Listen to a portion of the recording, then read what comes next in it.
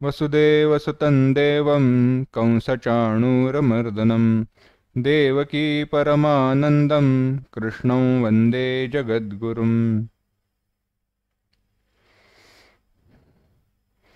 आज के चिंतन को शुरुआत करने से पहले 36वें श्लोक से लेके 43वें श्लोक तक एक साथ पढ़ेंगे। अर्जुन उवाच अथ केन प्रयुक्तोऽयं पापं चरति पूरुषः अनिच्छन्नपि वार्ष्णेय बलादिव नियोजितः।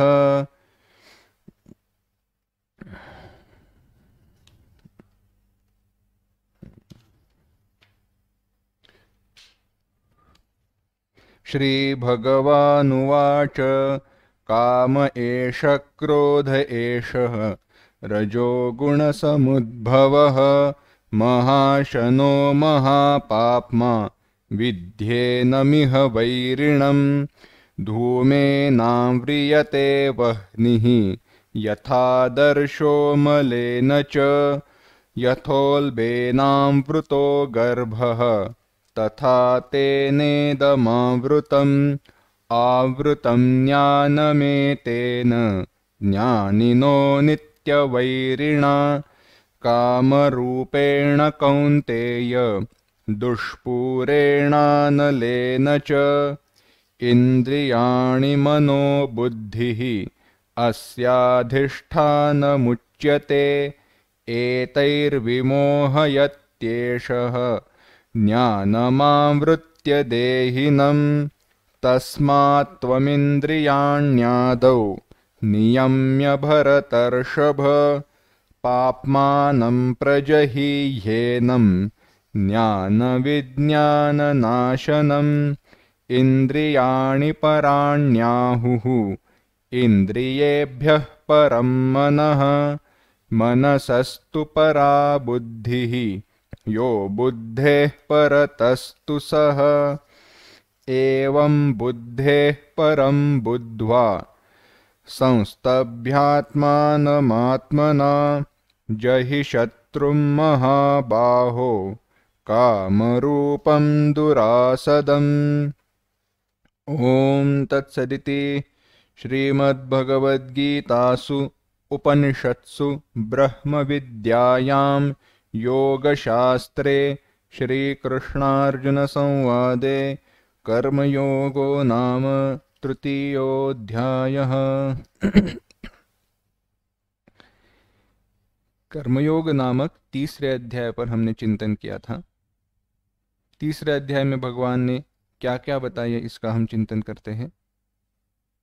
भूमिका ऐसी है कि जब दूसरे अध्याय का चिंतन समाप्त हुआ तो अर्जुन के मन में प्रश्न निर्माण हुआ कि भगवान, आपने ज्ञान की प्रतिष्ठा बताई, आपने ज्ञान की श्रेष्ठता बताई है, पर यह होने पर भी आपने ज्ञान की श्रेष्ठता बताई है, आपने ज्ञान की सराहना की है, फिर भी मेरे मन में प्रश्न यह आता है, अगर ज्ञान श्रेष्ठ है, अगर ज्ञान इतना महत्वपूर्ण है, तो आप मुझे कर्म करने में क्यों प्रवृत्त कर रहे हो?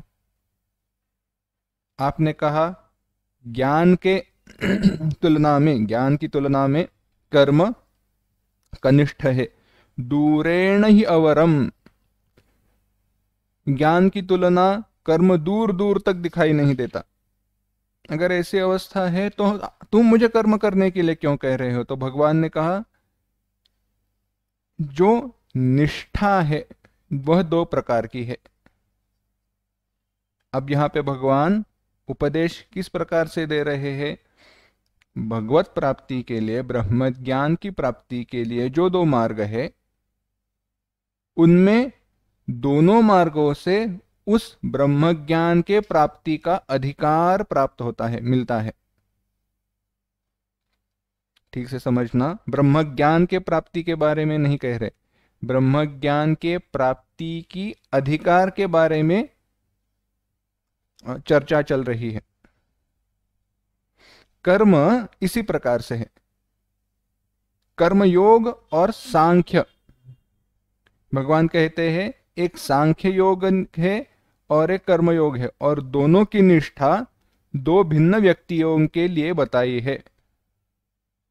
जो कर्म में प्रवृत्त है उनके लिए कर्मयोग के द्वारा निष्ठा बताई, और जो कर्मों से अब विरक्त हो चुके हैं, कर्मों में जिनका आश्रय नहीं है, कर्मों में जिनकी आसक्ति नहीं है, उनके लिए सांख्य योग के द्वारा निष्ठा बताई है। ऐसा भेद करके भगवान कहते हैं अर्जुन तुम्हारा अधिकार कर्म में है, इसीलिए तुम्हें कर्म करना चाहिए। अभी तुम सांख्य योग के यानी संन्यास के अधिकारी नहीं हुए हो, इसीलिए तुम्हें अभी कर्म का त्याग करना सही नहीं है। तुम कर्म का त्याग अभी नहीं कर सकते, वह तुम्हारे लिए उचित नहीं होगा। तो यह क्या है? भगवान यहां पे क्या बता रहे हैं? भगवान बता रहे हैं कि चाहे कुछ भी हो जाए, चाहे कुछ भी हो जाए, हमारे द्वारा कर्म करना छूट नहीं सकता।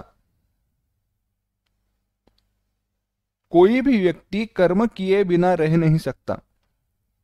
कैसे कह सकते हो? उदाहरण देखते हैं। क्या सोने का गहना कभी सोने को छोड़कर रह सकता है? नहीं। सोने की अंगूठी, सोने के अलंकार सोने के अलावा रह नहीं सकते। इसका एक ही कारण है, वह सोने के बने हुए हैं। सोने से उनकी उत्पत्ति हुई है। सोना उनके उत्पत्ति का उपादान कारण है। उपादान कारण क्या है? वह कारण जो कार्य की उत्पत्ति पर कार्य के साथ रह जाता है। यह पारिभाषिक शब्द है, वेदांत में उपयोग करते हैं, आवश्यक है समझना। यह संकल्पना क्या है? सोने का गहने बनाने वाला कौन होता है? एक सुनहार होता है। और गहने किससे बनते हैं? सोने से बनते हैं। पर जब हम गहने खरीदते हैं तो सोने के गहने बनाने वाला उन गहनों के साथ हमारे घर नहीं आता। घर क्या आता है? सोना और सोने के बने हुए गहने, दोनों एक साथ। तो गहनों के साथ क्या आया? सोना आया। पर गहने बनने के लिए कारण क्या था? एक सुनहार और सोना। तो जो सुनहार, सोना, वो गहने बनाने वाला है, कारीगर है, वह हुआ निमित्त कारण और सोना हुआ उपादान कारण। इसी प्रकार से हमारे जन्म के लिए कारण क्या है? हमारे जन्म के लिए कारण है हमारे कर्म। इन कर्मों के कारण ही यह जो हमें देह है, चाहे वो मनुष्य देह हो, जो भी हो, मनुष्य देह में भी जो भी जन्म मिला हो, जो भी जैसा भी देह मिला हो, वह हमारे पूर्व कर्मों के कारण है। और अगर कर्मों के कारण हमारा जन्म हुआ है, कर्म हमारे जन्म का अगर उपादान कारण हम मान लेते हैं, तो इन कर्मों को छोड़कर हम कैसे रह सकते हैं? कर्मों को छोड़कर हम रह नहीं सकते। तो उपाय क्या है?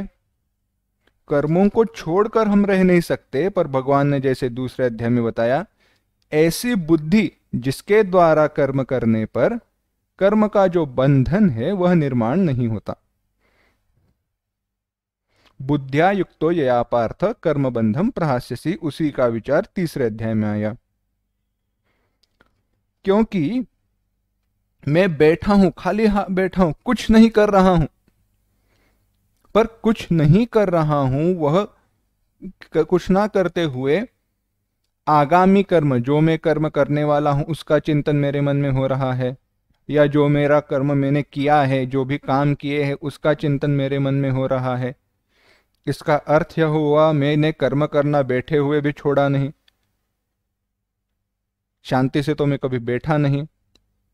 यानी चाहे शरीर के द्वारा कर्म नहीं हो रहा है, ऐसे दिखाई दे रहा क्यों ना हो, मन के द्वारा कर्म होते रहा, यानी कर्म मुझसे छूटा नहीं। और जो शरीर से कर्म करते हुए भी, समझिए,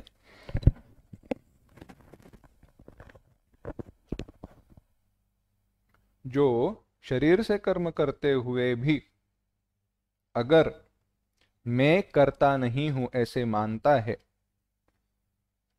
तो उसके द्वारा कर्म होते हुए भी कर्म नहीं होता।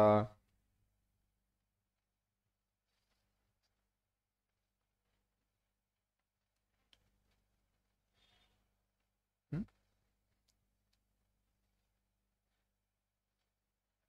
ओके। तो अब भगवान कहते हैं इसीलिए कर्म योग का आचरण करो। इसके लिए भगवान ने क्या बताया? यज्ञ की संकल्पना बताई। यज्ञ की संकल्पना क्या है? यज्ञ की संकल्पना इतनी ही है, देवान भावयतानेन ते देवा भावयन्तु वः परस्परम भावयन्तः श्रेयः परमवाप्स्यथ। तुम दूसरों की मदद करो, वह तुम्हारी मदद करेंगे, और ऐसे करके आप श्रेय की प्राप्ति करो। अब समझने की बात यह है कि मैं दूसरों की मदद करूं और वो मेरी मदद करे, यह क्या है? क्योंकि यह यज्ञ एक प्रक्रिया है, एक समाज के दृष्टि से हमने इसका चिंतन किया था। मैं इस समाज का एक हिस्सा हूं, अंश हूं, और इस समाज को छोड़कर मैं रह नहीं सकता, मेरा अस्तित्व हो नहीं सकता। और इस समाज को छोड़कर अगर मेरा अस्तित्व हो नहीं सकता, तो इसका अर्थ यह है कि जो समाज का चक्र है उसके अनुसार मुझे चलना चाहिए। जिन पर मैं निर्भर हूं उनकी अगर मैं मदद ना करूं तो उनसे मुझे मदद नहीं मिल पाएगी। जिन पर मैं निर्भर हूं उनकी अगर मैं मदद ना करूं तो वह मेरी मदद करने के लिए समर्थ हो नहीं पाएंगे। यही संकल्पना है यज्ञ की। तो इस यज्ञ की बुद्धि के साथ उनकी मदद करना मेरी जिम्मेदारी है, यह कर्तव्य बुद्धि के साथ कर्म करने का विचार भगवान ने कहा। इसके बाद अनासक्त भाव से आसक्ति को छोड़कर भगवान कहते हैं तुम कर्म करो, क्योंकि निष्काम आसक्ति को छोड़कर कर्म करने से फायदा क्या है, हेतु क्या है, क्या होता है? कर्म का बंधन निर्माण नहीं होता, क्योंकि उस कर्म के फल के प्राप्ति के बाद उसी फल को वापस प्राप्त करने की इच्छा मन में निर्माण नहीं होती। अभी अभी एक बहुत सुंदर उदाहरण पढ़ने को मिला, वह उदाहरण समझे तो यह कर्मयोग क्या है, कैसे आचरण जीवन में करना चाहिए, आसानी से समझ में आएगा। क्योंकि भगवान क्या कहते हैं? भगवान कहते हैं तुम्हें कर्मण्येवाधिकारस्ते मा फलेषु कदाचन मा कर्म फल हेतुर्भुः मा ते संगोस्तु कर्मणि। उदाहरण देखते तो बात समझ में आएगी। बल्लेबाज है अगर कोई, कोई बल्लेबाज खेल रहा है, अगर उसने सोचा कि आने वाली जो अगली गेंद है उसके ऊपर मैं छक्का ही मारने वाला हूं, मुझे 6 रन ही निकालने हैं, यानी उसने क्या किया? आने वाली गेंद के लिए फल निश्चित कर लिया। और अगर वह बॉल यॉर्कर है या कोई बहुत अच्छी गेंद है जिसके ऊपर वह छक्का मारने का प्रयास करे और आउट हो जाए, तो वह सही नहीं होगा। पर अगर वह यही विचार करता है कि आने वाली जो गेंद है उसका मैं जितना उत्तम प्रतिकार है वह करूं, आने वाली गेंद को मैं ऐसे ही खेलूंगा जिसके कारण उत्तम से उत्तम फल मिले, इस प्रयास के साथ अगर विचार करे तो आने वाली गेंद को समझकर वह खेलेगा। पहला जो विचार है वह कर्मी का है और दूसरा जो विचार है वह कर्मयोगी का है। फल की निश्चिति करके अगर मैं कर्म करूं तो मेरे द्वारा सही कर्म होगा ही नहीं, क्योंकि मेरा मन अभी भी कर्म में ही अटका है, फल में ही अटका है। मेरे सामने परिस्थिति क्या है, मुझे क्या करना चाहिए क्या नहीं करना चाहिए, यह मेरा विवेक नष्ट हो चुका है। मैं ठीक से समझ नहीं पा रहा हूं। बल्कि अगर मैं परिस्थिति को समझूं, सामने क्या मुझे करना चाहिए जिसके कारण सबका सबसे ज्यादा सबसे अच्छा भला हो, यह सोचकर मैं कर्म करूं तो मेरा मन विशाल होता है और उस कर्म में मेरी आसक्ति नहीं रहती। क्योंकि हर वक्त मेरी इच्छा क्या है, जो भला है वही हो। यही कर्मयोग का विचार है। फल की आसक्ति नहीं है, पर क्या इच्छा है, सबसे अच्छा जो फल है वही मिले, सबसे जो श्रेष्ठ हो, सबसे जो अच्छा हो वही हो। यह विचार करते हुए भगवान आगे आकर कहते हैं कि इतना ही नहीं, लोक संग्रह के लिए भी कर्म करना आवश्यक है। लोक संग्रह क्या है, तो हमने देखा था,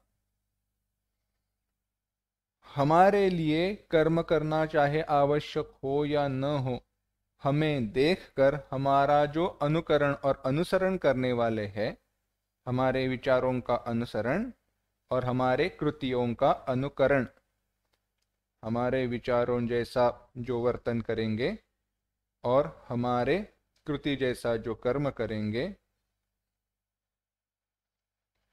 उनके लिए यह आवश्यक है।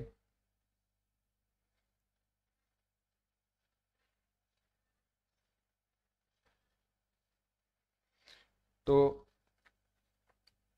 क्या सुनाई ठीक से दे रहे हैं मोदी जी? हाँ, सुन रहे हैं ना। सुनाई दे रहे हैं ना? हाँ हाँ हाँ। तो आवश्यक क्या है, क्या करे? उत्तम प्रकार से कर्म करते रहो। अर्जुन, अगर तुम कर्म को छोड़कर भाग जाते हो तो होगा क्या? बाद में आने वाले राजा भी विचार करेंगे, हाँ अर्जुन भी गया था छोड़कर, तो हमें क्या है। ऐसे ना हो, इसके लिए तुम्हें लोक संग्रह के लिए कर्म करना होगा। और ऐसे मत सोचना मैं तुम्हारे लिए यह बात बता रहा हूं, ऋषि मुनियों ने, राजाओं ने पहले भी लोक संग्रह के लिए कर्म किया था। और जनक जैसे जो राजा है वह सारे लोक संग्रह के द्वारा ही परम श्रेय को प्राप्त कर गए थे। उन्होंने परम श्रेय को प्राप्त किया था। और कहते हैं कि मुझे भी कोई आवश्यकता नहीं है कर्म करने की, अवतार लेने की, पर फिर भी मैं अवतार लेता हूं। क्यों? क्योंकि अगर मैं अवतार लेकर, मैं जन्म लेकर कर्म कैसे करना है यह न बताऊं, यह न समझाऊं, तो होगा क्या? तो होगा यही कि लोग अपने मार्ग से भटक जाएंगे, लोग अपने मार्ग को भूल जाएंगे। इसीलिए तुम्हें यह कर्म करना चाहिए। अगर तुम सोचते हो तुम कर्म करने वालों, पहली बात तो यह समझना, कर्म करने वाले तुम नहीं हो। तो क्या है? प्रकृति के द्वारा यह सारे कर्म होते हैं। प्रकृते क्रियमाणानि गुणे कर्माणि सर्वशः अहंकार विमूढ़ात्मा कर्ताहमिति मन्यते। सारे कर्म किसके कारण होते हैं? सारे कर्म प्रकृति के कारण होते हैं।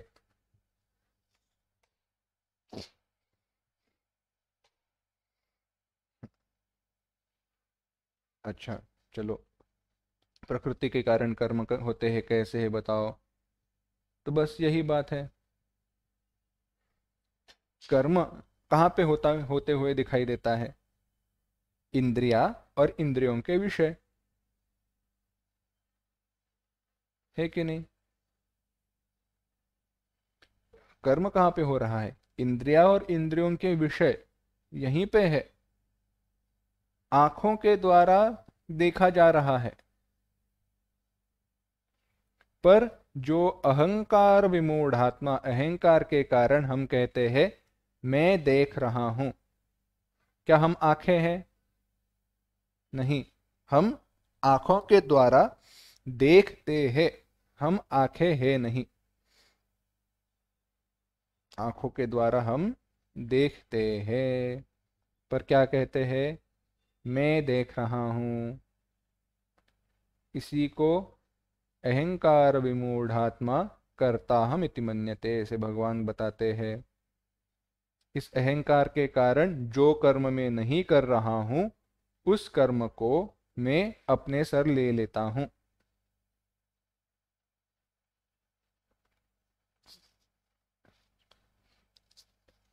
और यह संग के कारण हुआ है। कैसे? ये एक कथा बताई जाती है। इस अहंकार का संग होने के कारण हमारे ऊपर कर्म आया है। कैसे समझना? वो एक कौवा था और एक राजहंस था। एक कौवा और एक राजहंस दोनों एक पेड़ के डाली के ऊपर बैठे थे। तो उस देश का जो राजा था वो वहां पे आया। देश का राजा शिकार के लिए आया था, वहां पे आया, थक गया था। तो राजा ने सोचा चलो यहीं पे नीचे में सो जाता हूं, और उस पेड़ के नीचे वह राजा सो गया। जब राजा वहां पे सो गया, वहां पे नींद लेने लगा, तो उसके सर के ऊपर, उसके मुख पर, चेहरे के ऊपर धूप आ रही थी। तो जो हंस था उसने सोचा मैं अपने पंख फैला देता हूं, तो होगा क्या? पंखों की छाव से वह, उसका मुख ढक जाएगा, और हमारे देश का राजा है, हमारा रक्षण करता है, तो मुख ढक जाएगा, तो धूप उसके ऊपर, उसके मुख के ऊपर नहीं गिरेगा। धूप के कारण उसको कठिनाई नहीं होगी। तो उसने अपने पंख फैला दिए। कौवा कुछ नहीं, वहीं पे बैठा हुआ था। बैठे बैठे उसने मल का त्याग कर दिया। वह मल जाकर राजा के चेहरे के ऊपर गिर गया, और कौवा वहां से उड़कर चला गया। जब वह मल गिरा तो राजा की नींद खुल गई। उसने देखा तो ऊपर कौन बैठा है? हंस बैठा था। उसने तीर चलाया और हंस को मार दिया। कर्म किया किसने है? कौवे ने। फल मिला किसको? राजहंस को। क्यों हुआ? क्योंकि जो कर्म कर रहा था उसके साथ हमारा संग हुआ। अहंकार के कारण हम जो इंद्रियां कर्म कर रही है उनके साथ हम संग करते हैं, और जब हमारा वह संग होता है तो होता क्या है? हम अपने आप को कर्ता बनाकर कर्म के फल को प्राप्त करते हैं, और अंततोगत्वा कर्म की फल का कारण निर्माण होने वाले बंधन को भी प्राप्त करते हैं। अब आगे देखते हैं। भगवान यहाँ पे कहते हैं इसीलिए क्या करो, तुम्हारे सारे जो कर्म है वह मुझ में समर्पित कर दो, मुझे समर्पित कर दो। मुझे इन कर्मों को समर्पित करने पर इन कर्मों का बंधन तुम्हें निर्माण नहीं होगा। और ऐसा जो मेरा मत है, जो उसका अनुकरण करते हैं वह मुक्त हो जाते हैं। कहते हैं कि चाहे यह कुछ भी हो जाए, चाहे यह होते रहे, बात ऐसी है सदृशम चेष्टते स्वस्याः प्रकृतेः ज्ञानवानपि। ऐसे नहीं है कि आप प्रकृति का पूरा त्याग कर सकते हो ही नहीं सकता, क्योंकि उस प्रकृति के साथ ही तुम्हारा जन्म हुआ है। तो क्या करें? तो वह प्रकृति मिथ्या है यह जानो, प्रकृति कहां तक उसकी मर्यादा है यह जानो, और उसे जानकर कर्म करो। क्योंकि यह जो राग है, यह द्वेष है, वह इंद्रिया और इंद्रियों के विषय के लिए है। और जब यह सच्चाई तुम जान लेते हो तो उसके कारण निर्माण होने वाला बंध तुम्हें नहीं लगेगा, बंध निर्माण नहीं होगा। अब एक विशेष बात भगवान कहते हैं, अगर ऐसे करना है तो क्या करना चाहिए? श्रेयान स्वधर्मो विगुणः परधर्मात् स्वनुष्ठितात् स्वधर्मे निधनम श्रेयः परधर्मो भयावहः।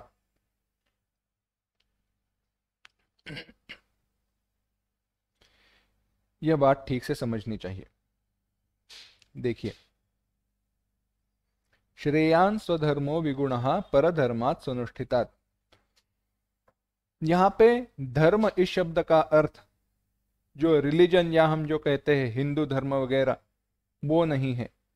यहाँ पे धर्म इस शब्द का अर्थ है हमारा वर्ण आश्रम धर्म या विशेष धर्म। कर्तव्य हमारे जो कर्म है दो प्रकार के बताए गए, एक सामान्य और एक विशेष।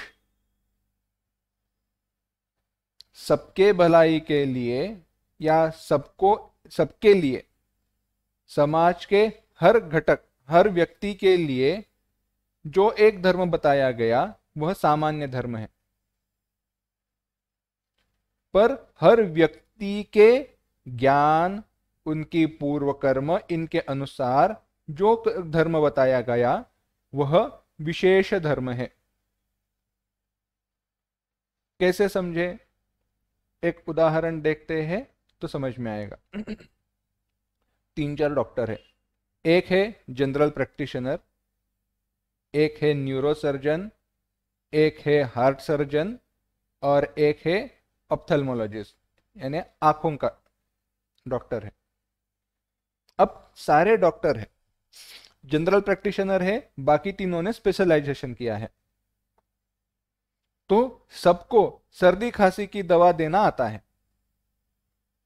तो अगर उनके लिए कोई सर्दी खांसी की दवा मांगने के लिए आए, जनरल प्रैक्टिशनर भी दवा देगा और बाकी तीन ऐसे नहीं कहेंगे मैंने स्पेशलाइजेशन किया है तो मैं सर्दी खांसी की दवा नहीं दूंगा। वो लोग ऐसा नहीं कह सकते, वो भी सर्दी खांसी की दवा उनको देनी चाहिए। परंतु जनरल प्रैक्टिशनर हार्ट सर्जरी या बाकी लोग जो सर्जरी करते हैं वह नहीं कर सकता, क्योंकि वह उसका विशेष धर्म है नहीं। चलो हम कह सकते हैं कि उसने स्पेशलाइजेशन नहीं किया है। हार्ट सर्जन, न्यूरो सर्जन उनके बारे में पास आते हैं। हार्ट सर्जन अगर कहे मैंने कितनी हार्ट सर्जरी की है, 300 हार्ट सर्जरी की है, मेरा हाथ बिल्कुल नहीं हिलता, 1 मिलीमीटर क्या, 1 मिलीमीटर का 100वां हिस्सा इतना भी नहीं मिलता, जहां जाना है वहीं पे जाता है। और अगर ऐसी बात है इसलिए मैं न्यूरो सर्जरी करूंगा, किसी का ब्रेन की सर्जरी करने में करूंगा, क्यों? क्योंकि क्या है उसमें, हाथ बिल्कुल हिलता नहीं है, वो तो मैं कर सकता हूं आसानी से। ऐसी बात नहीं है। चाहे मुझे कितना भी लगे कि मैं न्यूरो सर्जरी अच्छे तरीके से कर सकता हूं और करने का अवसर आए, मुझे वह करनी नहीं चाहिए। क्यों? क्योंकि वह मेरा विशेष धर्म नहीं है। चाहे मैं वह सीख कर माहिर भी क्यों ना हो जाऊं, मुझे अपने ही धर्म का पालन करना चाहिए और उसी में हमारी भलाई होती है। जो हम कहते हैं ना काम का बंटवारा, कोई एक संस्था अगर कोई बड़ा कर्म होना चाहिए तो काम का बंटवारा होना आवश्यक होता है।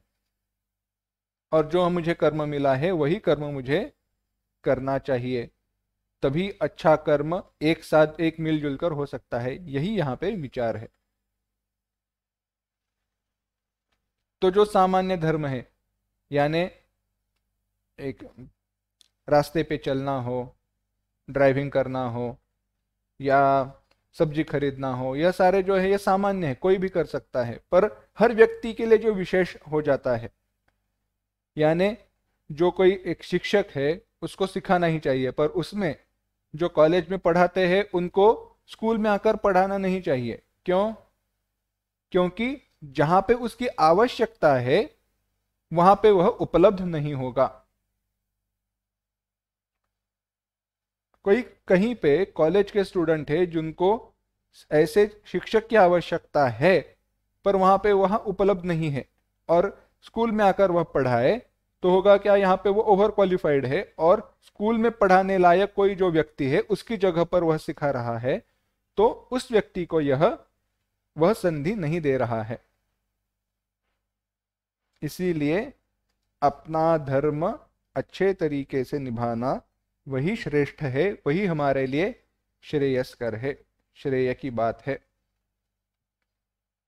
यह बताने के बाद अर्जुन ने प्रश्न किया, भगवान यह तो मैं समझ गया, पर मुझे यह बात नहीं समझ में आती भगवान कि पाप करने के लिए यह व्यक्ति प्रवृत्त होता ही क्यों है? अथ केन प्रयुक्तोयम पापम चरति पुरुषः, उसकी इच्छा है नहीं, वह चाहता नहीं है मैं पाप कर्म करूं, पर फिर भी वह पाप कर्म करने के लिए प्रवृत्त हो जाता है। क्यों? भगवान कहते हैं इसका कारण है काम और क्रोध। इसमें भी सबसे पहला काम, और काम की पूर्ति न हो तो निर्माण होने वाला क्रोध, यही हमें पाप कर्म की तरफ प्रवृत्त करते हैं। यह किससे कारण निर्माण हुए हैं? यह रजोगुण के कारण निर्माण होते हैं, और इन्हीं के द्वारा हमारा ज्ञान आवृत हो जाता है। सबसे अच्छा उदाहरण अगर काम एष क्रोधेश इसका लेना है तो कर्ण का देखिए, या भीष्म पितामह, कृप, द्रोण, इनको देखना चाहिए। तीनों के पास जब ये तीनों ने एक ही बात बताई है, युद्ध जब शुरू हो रहा था उसके पहले, युद्ध की शुरुआत के पहले युधिष्ठिर इन तीनों से जाकर मिले, इन सबको उन्होंने नमस्कार किया, उनके पैर छुए और आशीर्वाद मांगे। इन तीनों ने एक बात कही है, अगर युद्ध के पूर्व तुम हमारे आशीर्वाद लेने के लिए नहीं आते तो तुम्हारे विजय की इच्छा हम नहीं करते। अच्छा हुआ तुम हमारे आशीर्वाद देने के लिए आए हो। हम तुम्हें एक बात बता देते हैं, क्या? अर्थस्य पुरुषो दासः नार्थो दासस्य कश्चन। पुरुष अर्थ का दास है, मनुष्य किसका दास है? अर्थ, पैसे का दास है, पर यह पैसा किसी का दास नहीं है।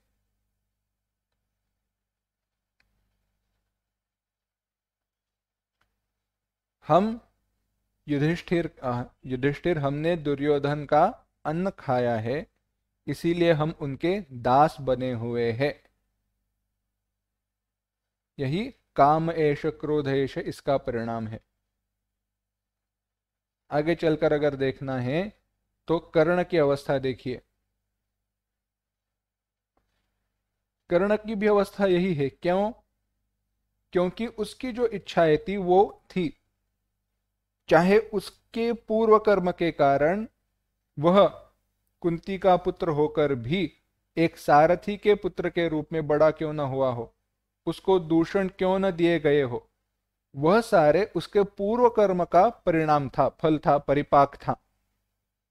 पर इस जन्म में वह समझ नहीं पाया, और उसने क्या समझा? दुर्योधन मेरी मदद कर रहा है, मेरी सहायता कर रहा है, तो चाहे वो गलत हो या सही हो, मुझे उसकी सहायता करनी चाहिए।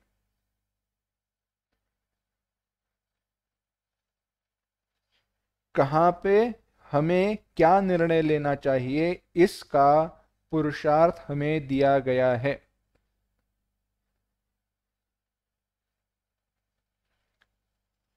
अगर इच्छा होती, पुरुषार्थ होता, विवेक अच्छे तरीके से जागृत होता, तो कर्ण ऐसे संहार को दूर कर सकता था, टाल सकता था, अपने मृत्यु को टाल सकता था, पर वह कर नहीं पाया, क्योंकि काम एष क्रोध एष रजोगुण समुद्भव, काम और क्रोध के कारण वह, उसका जो ज्ञान है, विवेक है, वह आवृत हो चुका था। या आगे चलकर अगर रामायण में देखे तो रावण की भी अवस्था यही थी। रावण की भी अवस्था यही थी, वह जानता था मैं जो कर्म कर रहा हूं वह गलत है, पर काम और क्रोध इनके कारण वह नहीं कर पाया। इसीलिए बुद्धि के द्वारा उनके ऊपर नियंत्रण पाना आवश्यक है। ऐसे कह के भगवान कहते हैं, एवं बुद्धे परम बुद्ध्वा, बुद्धे है परम, बुद्धि के परे जो परमात्मा है उसको जानकर उसके प्राप्ति के लिए, बुद्धि के द्वारा उसकी प्राप्ति के लिए प्रयत्न करते हुए, यह काम रूपी जो सबसे बड़ा शत्रु है उसका विनाश करना चाहिए। ऐसे कह के भगवान तीसरे अध्याय का जो उपदेश है उसकी समाप्ति करते हैं और चौथे अध्याय को आरंभ करते हैं। अब चौथे अध्याय में क्या कहा? चौथे अध्याय में भगवान परंपरा, ज्ञान की परंपरा बताएंगे। यह चौथे अध्याय में ज्ञान की परंपरा बताने का कारण क्या है, आवश्यकता क्या है, इसके लिए हमें वेदों में जाना चाहिए। अगर आप वेदों की रचना देखो तो वेदों में कर्म बताया है, उपासनाएं बताई है और उसके बाद ज्ञान का उपदेश दिया है। क्या क्या बताया? एक कर्म बताया, उपासनाएं बताई और ज्ञान का उपदेश दे दिया। यह सारे उपदेश, एक कर्म का उपदेश, उपासनाओं का उपदेश और ज्ञान का उपदेश, ज्ञान यानी ब्रह्म ज्ञान का उपदेश, यह तीनों क्यों बताए हैं? तीनों के प्रयोजन एक ही है पर उनके स्थान भिन्न भिन्न है।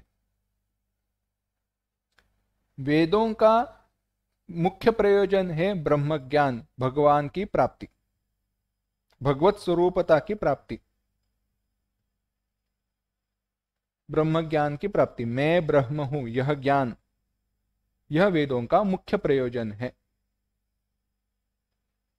पर हरेक को वह ज्ञान आसानी से प्राप्त नहीं हो सकता। तो वेदों ने क्या किया?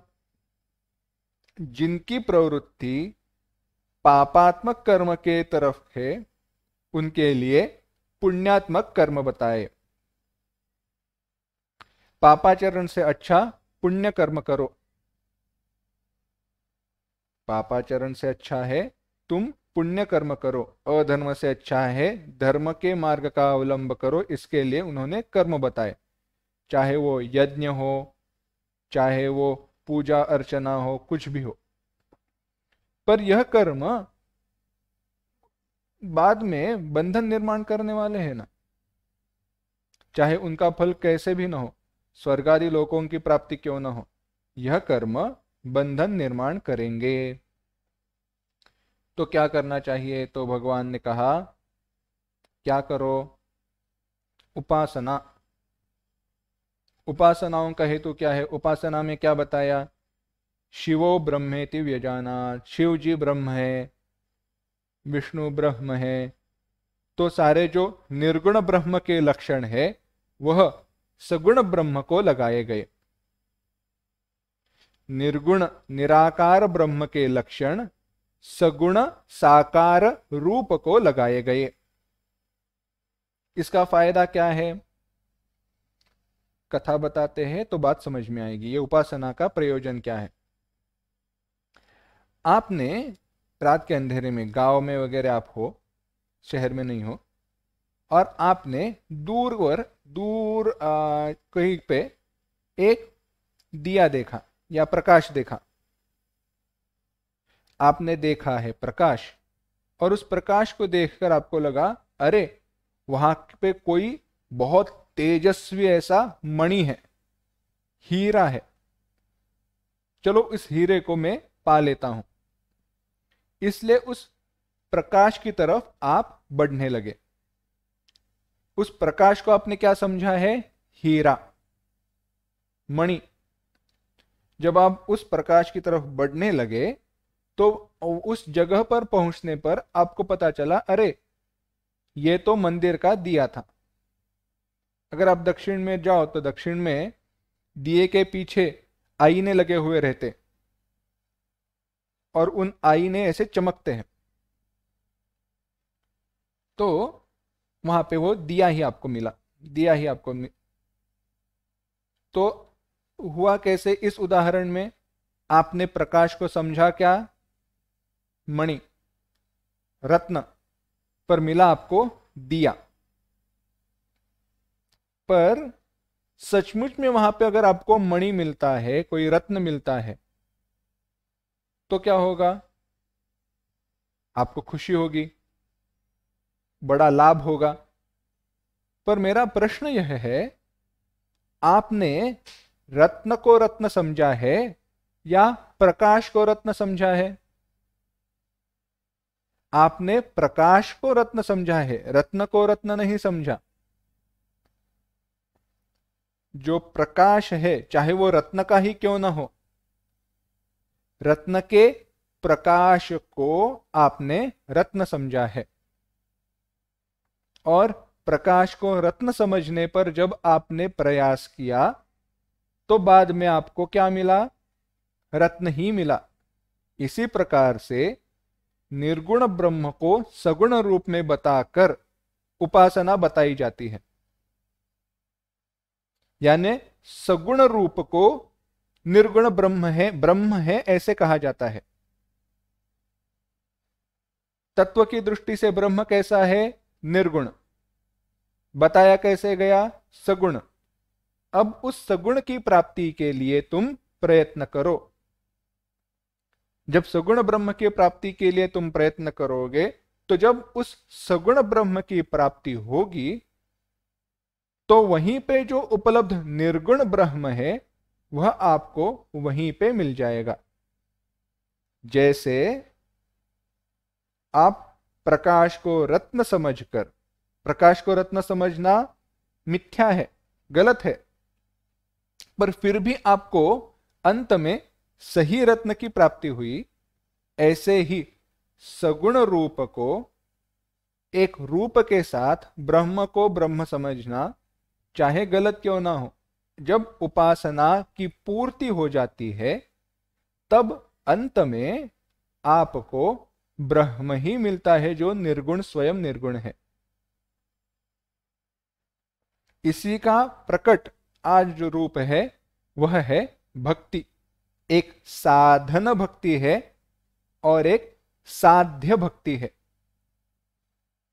भगवत प्राप्ति तक भगवान की भक्ति करना साधन भक्ति है, और भगवान की प्राप्ति के बाद अब भगवान मिल गए, अब क्या करें?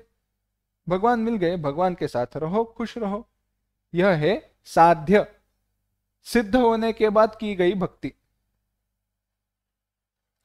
इसमें इसी को मधुसूदन सरस्वती जी कहते हैं ज्ञानोत्तर प्रेम लक्षणा भक्ति।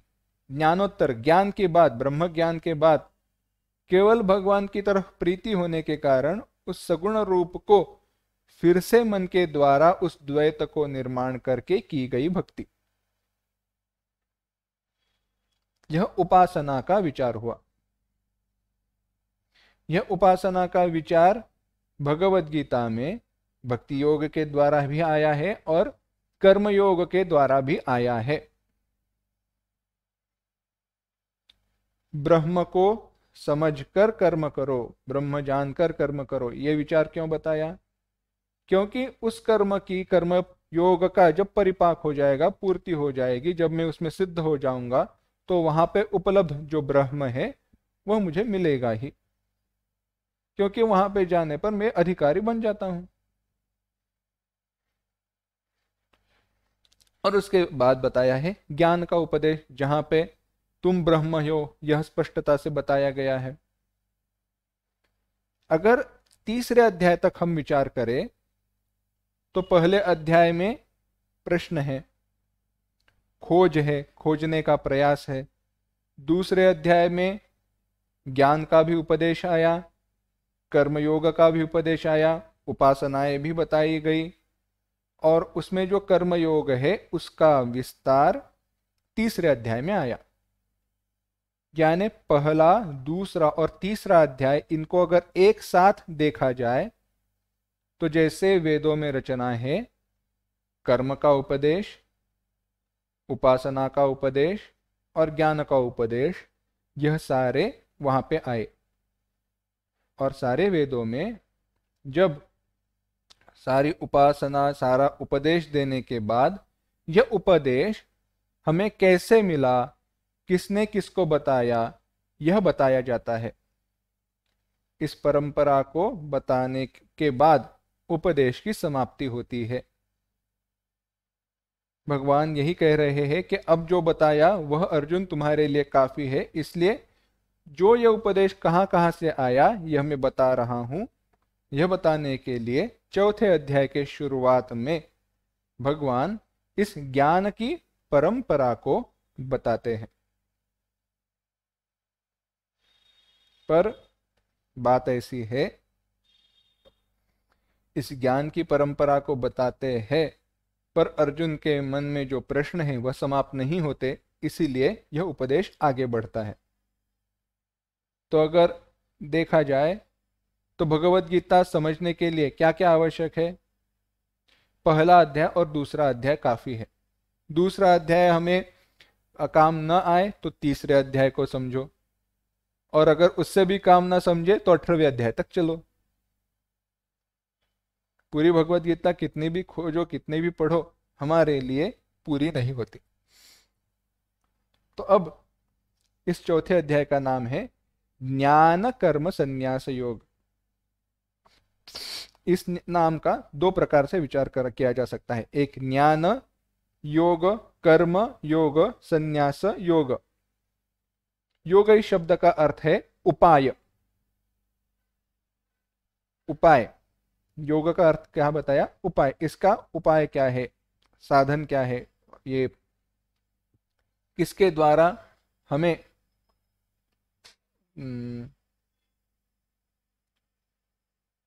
क्या कह सकते हैं, उपाय ही सही शब्द है। योगः उपायः, भाष्यकार भगवद गीता में कहते हैं, गीता भाष्य में कहते हैं। तो मोक्ष की प्राप्ति के लिए, अधिकार के प्राप्ति के लिए क्या उपाय है? एक ज्ञान योग, एक कर्म योग और एक संन्यास योग। इस प्रकार से विचार किया जाता है। या ज्ञान पूर्वक कर्मों के संन्यास को जिसमें बताया गया, वह कर्मों का त्याग कैसे हो? ज्ञान के साथ हो। ज्ञान पूर्वक यानी इन कर्मों में कोई बात रखी नहीं है, यह सही सही जानकर उनका त्याग करना। हमारा कैसे होता है? हमारे कर्मों का त्याग अलस के कारण, और मुझे करना ही नहीं है, टालना है, इसके कारण होता है। ऐसे कर्मों का त्याग अपेक्षित नहीं है, क्योंकि जैसे दूसरे अध्याय में बताया, रसवर्जम रसोप्यस्य, हम कर्मों का त्याग तो करते हैं पर कर्मों के फल की इच्छा को हम छोड़ते नहीं हैं। जब हम कर्म का त्याग करेंगे तो कर्मों के फल की जो इच्छा है उनका भी त्याग हमारे द्वारा होना चाहिए। यह विचार भी महत्वपूर्ण है। इन सब का चिंतन भगवान इस चौथे अध्याय में करने वाले हैं। पहला श्लोक देखते हैं। श्री भगवानुवाच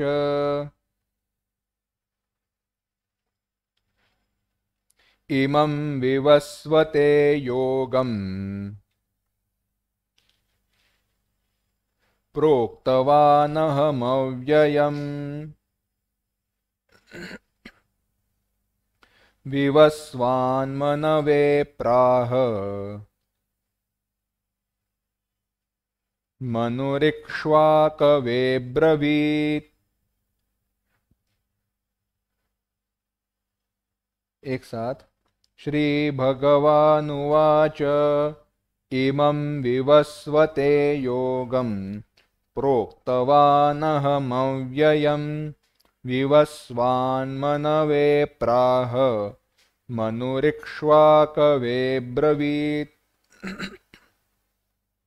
भगवान कहते हैं, अर्जुन, यह जो योग है यह मैंने विवस्वते, विवस्वान यानी सूर्य को बताया।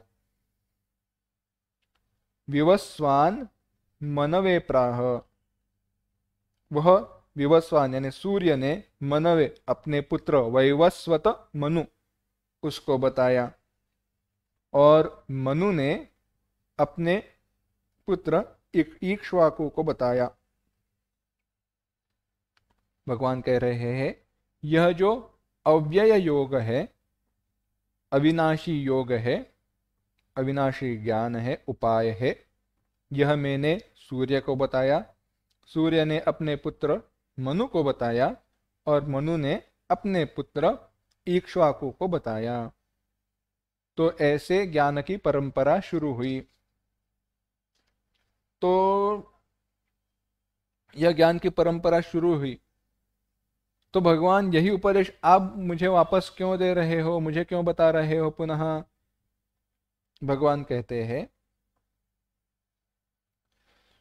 दूसरा श्लोक, एवं परंपरा प्राप्तम् इमं राजर्षयो विदुः सकाले नेह महता योगो नष्टः परन्तप।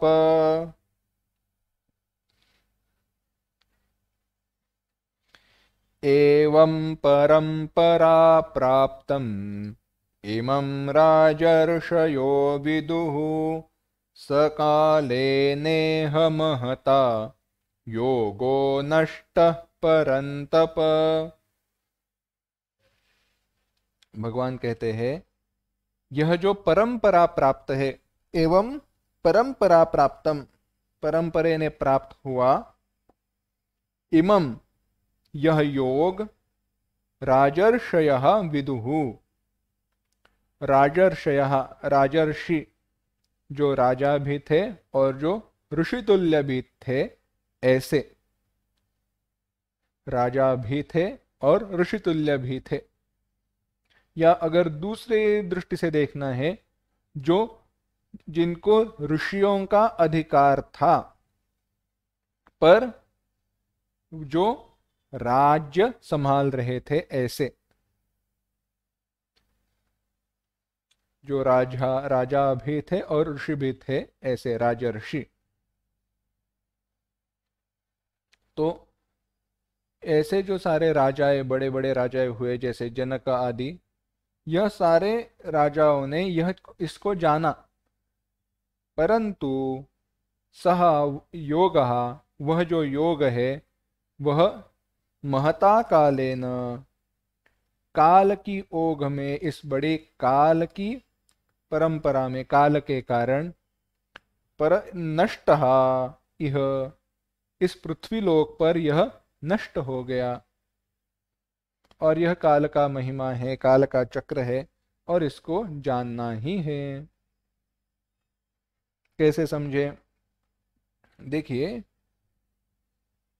भगवान यहाँ पे क्या कह रहे हैं कि यह परंपरा से ज्ञान हमारे पास चलते आया है, परंतु काल के कारण उसमें क्षति वह कम कम कम होते हुए नष्ट होते गया।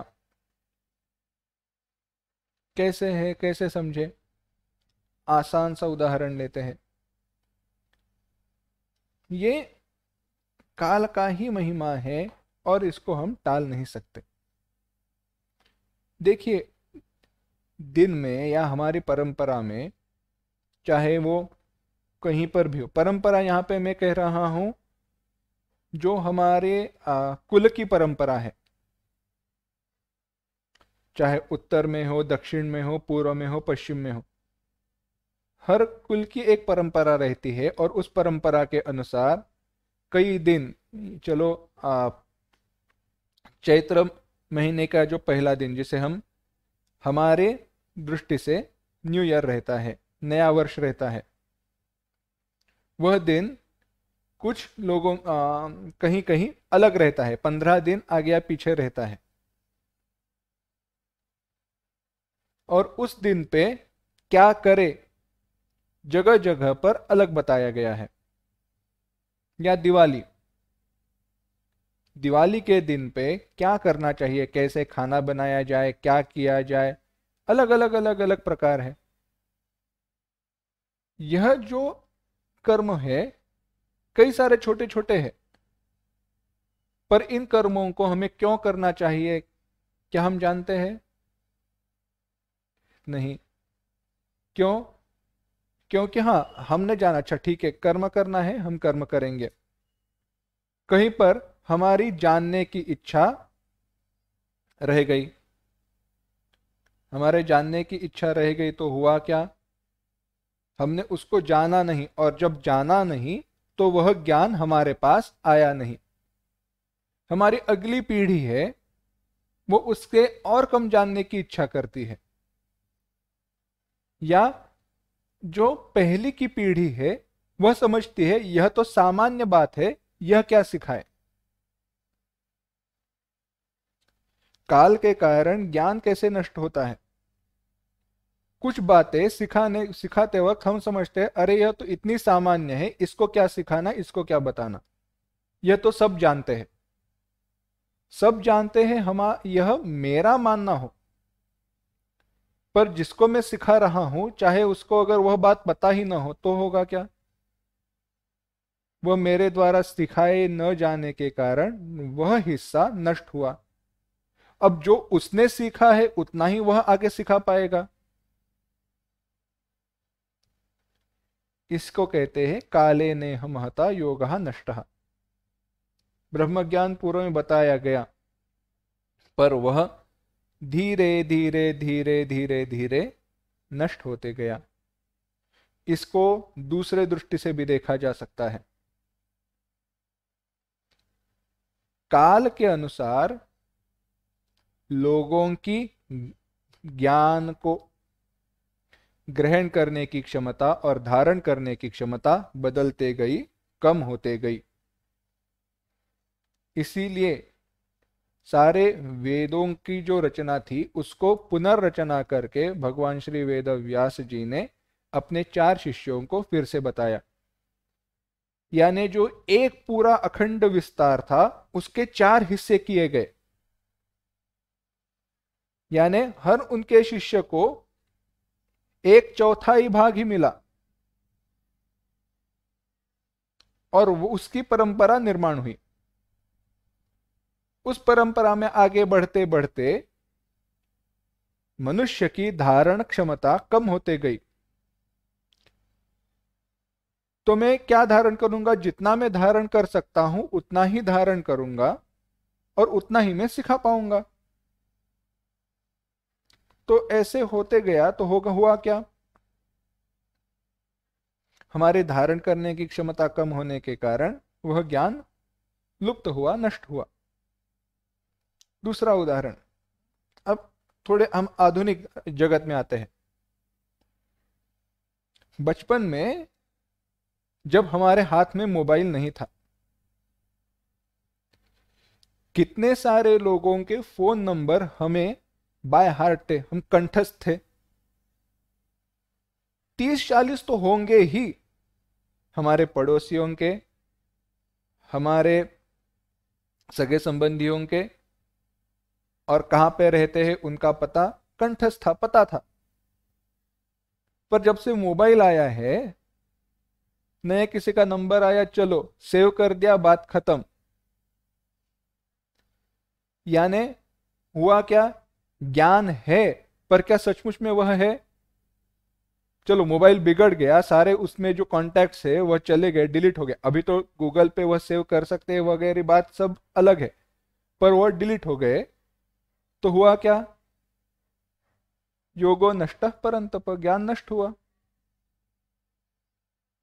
यही काल का महिमा है, और इसके कारण यह जो एक उपदेश की प्रक्रिया है परंपरा में, वह नष्ट होते गई। भगवान यहाँ पे ज्ञान के नष्ट होने का हेतु और कारण यही बता रहे हैं। और अब बताते हैं ऐसा जो श्रेष्ठ ज्ञान है, जो नष्ट प्राय सा हुआ था। देखो, एक बात विशेष यहां पे समझनी चाहिए। ज्ञान नष्ट हो रहा है, तो यहां पे यह बात समझनी है, ज्ञान नष्ट नहीं हुआ। ज्ञान है, पर उसके उपलब्धि का जो स्थान है, जहां से मैं वह प्राप्त कर सकता हूं, वह नष्ट हुए। ज्ञान नष्ट नहीं हुआ। अगर अभी का हमारा उदाहरण लेना है, मेरे पास जो भी मोबाइल में जो भी डेटा है, उसका मैंने बैकअप गूगल पे बना के रखा है या कहीं पे बना के रखा है। मोबाइल का डेटा खराब होने पर मेरे पास मोबाइल में जो उपलब्ध था वह नहीं है, पर जहां पे उसका बैकअप लेके रखा था, जहां पे उसको सेव करके रखा था, वहां पे वह उपलब्ध है। तो इस जगत में जिनसे मैं उस ज्ञान को प्राप्त कर सकता हूं, वह लोग कम होते गए, उनको बताने की क्षमता कम होती गई, यानी ज्ञान के उपलब्धि का साधन कम होते गया है। ज्ञान नष्ट नहीं हुआ। तो ऐसा जो श्रेष्ठ ज्ञान है अर्जुन, वही मैं तुम्हें बता रहा हूं, तुम्हें बताया है। भगवान कहते हैं, तीसरा श्लोक, स एवायं मया तेद्य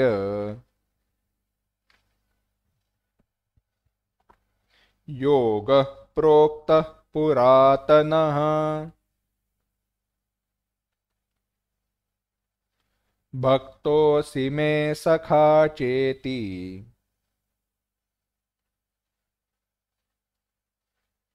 रहस्यं ह्येतदुत्तमम्।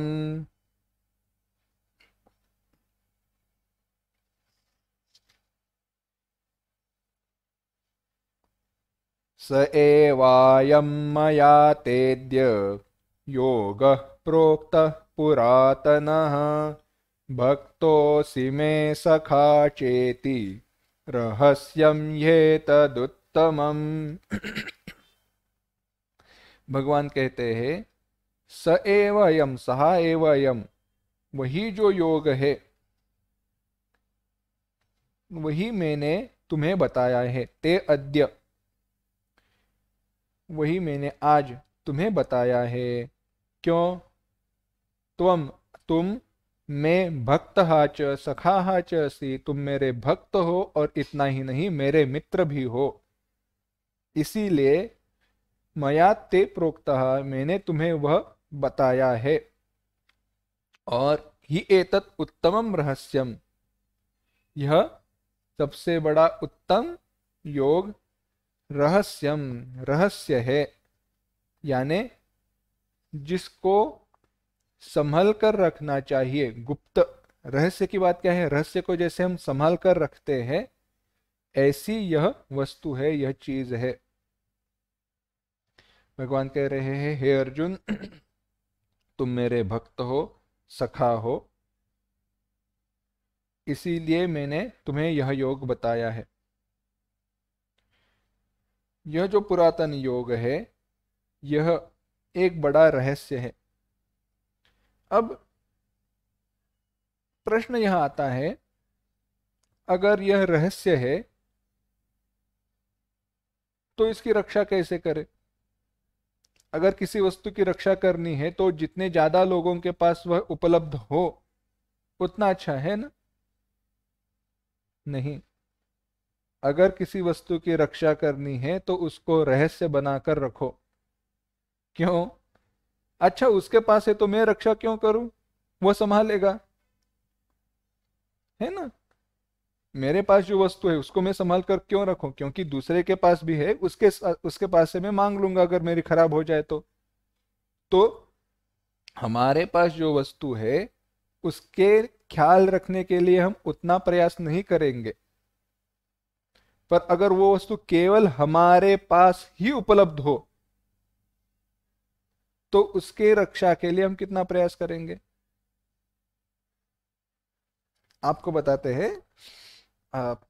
ठीक ठीक से मुझे अभी अभी पढ़ा था, ठीक ठीक से याद आ रहा है या नहीं आ रहा है पता नहीं, पर 1 किलो, समझो, चलो आपको देखना है, 1 किलो जो वजन है, मेरे पास एक ईंट है सोने की, और आपको जानना है कि यह 1 किलो की ही है या नहीं, उसमें 1 मिलीग्राम भी कम नहीं होना चाहिए, ज्यादा नहीं होना चाहिए। तो आपको क्या करना पड़ेगा?